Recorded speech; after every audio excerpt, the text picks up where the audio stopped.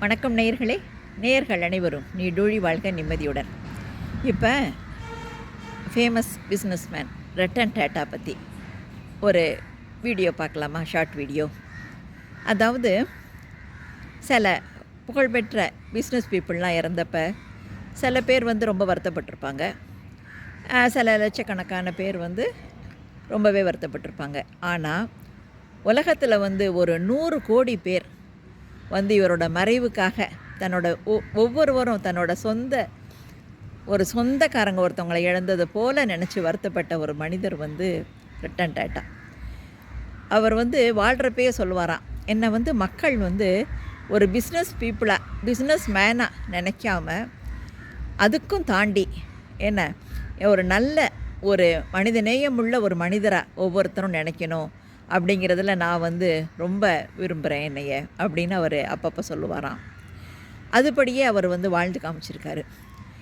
அவர்கிட்ட ஒரு சில பேர் கேள்விகள் கேட்பாங்க. அதுக்கு அவர் ரொம்ப அறிவுபூர்வமான பதில் சொல்வார். அதில் ஒரு கேள்வியை பற்றி இன்றைக்கி பார்க்கலாம்.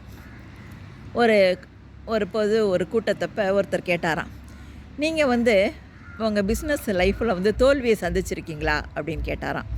உடனே அவர் சொன்னாராம், நிறைய தோல்வியை சந்திச்சிருக்கேன், ஆனால் ஒவ்வொரு தோல்வியிலேருந்தும் நான் ஒரு பாடத்தை கற்றுக்கிட்டு இருக்கேன் அப்படின்னாரு.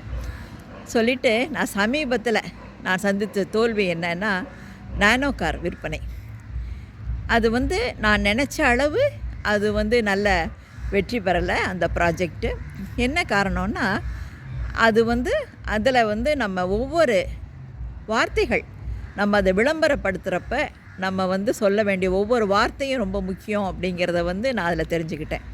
பேரே நோ அப்படின்னு NO அப்படின்னு ஒரு நெகட்டிவ் நேமை வச்சது. ரெண்டாவது நான் விளம்பரம் செஞ்சப்போ வேர்ல்டு சீப்பஸ்ட் கார் அப்படின்னு சொல்லி விளம்பரப்படுத்தினேன். அதாவது மலிவு சீப்பான கார் அப்படின்னு சொல்லிட்டு விளம்பரப்படுத்துறதுக்கு பதிலாக வேர்ல்டு அஃபோர்டபுள் கார், அதாவது எல்லோராலும் வாங்கக்கூடிய கார் அப்படின்னு சொல்லி நான் விளம்பரப்படுத்தியிருந்தேன்னா அதோட விற்பனை எங்கேயோ போயிருக்கும்.